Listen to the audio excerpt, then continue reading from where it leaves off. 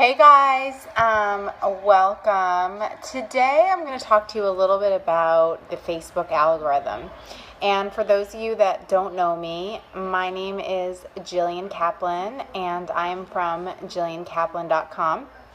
And I share a lot on how to run your online business, how to really rock your online business, how to make the most of running your business online. And so I wanted to come to you today because I've done a couple of videos on the Facebook algorithm and I've done a lot of research on it, and I think I can really help you with these tips. So a lot of you know Facebook changed their algorithm back in July. And for a lot of people, it's been kind of difficult to get their footing and understand how the algorithm affects them and make sure that the same number of people are seeing your posts as we're seeing their posts before the algorithm change.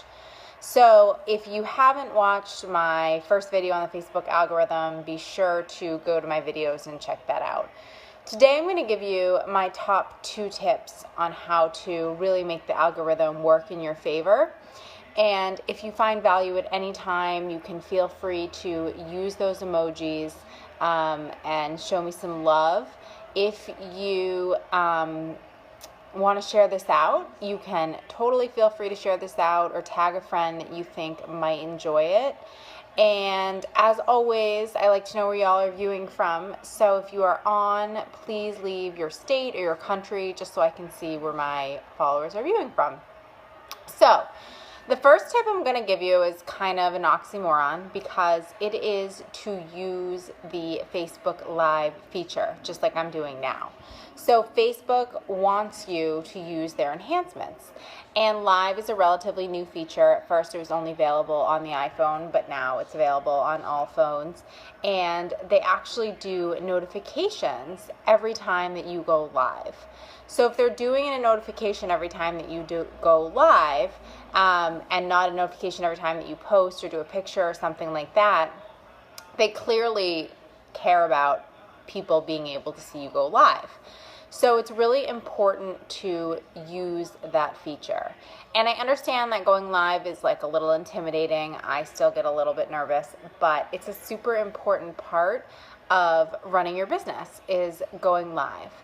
And understanding that it brings a lot of traffic to your page. And when you go live, you want to make sure to do something that really adds value, that people want to come and see. So if they're coming to you for, tips on how to raise your kids, you want to talk about that. If they're coming to you for health and fitness tips, you want to talk about that. You want to make sure that you're talking about what your audience wants to hear about in your Facebook Live, and you want to definitely mix it up. It's not an easy thing to do, to go live, but it's super important if you kind of want to beat that algorithm and beat the algorithm changes, because Facebook is showing a lot of Facebook Lives to a lot of people because, like I said, it's their new thing.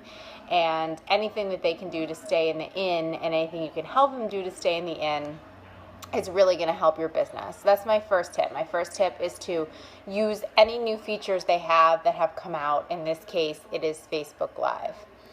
Facebook also likes organic posting. So what I mean by that is a lot of people, including myself, that work full-time, like to... Sorry, I had a poor wireless connection. So anyway, a lot of people, including myself, work full-time. And they like to schedule their posts using a third-party site. So a lot of the really popular third-party sites are Hootsuite, Hootsuite, yep, or Buffer, Buffer, and they will actually schedule posts for you. But Facebook doesn't like those posts. They want you to organically schedule posts.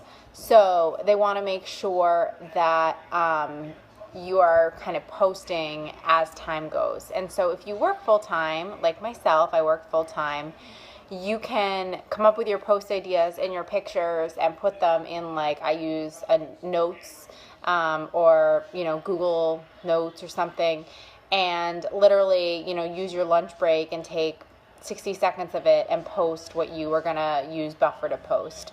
But your idea is there and ready to go, so it takes like no time to post.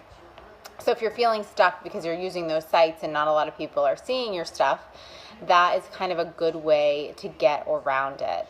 If you have a like page like this one and you can schedule your posts with Facebook, so like you're not using Buffer or Hootsuite and you're just using the scheduler, that is fine, and that is considered an organic post. It's not considered a third-party site timing it out like Buffer and Hootsuite because you're using Facebook to post. So I just kind of wanted to share that today because I know a lot of people have been struggling with the algorithm and people seeing their posts and thinking that it's hurting their business.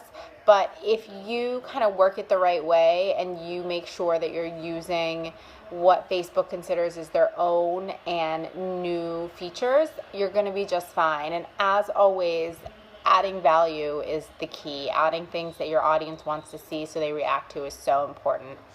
So I hope you have a wonderful rest of your day, and for more tips you can always check out JillianKaplan.com, and I will talk to y'all later. Bye.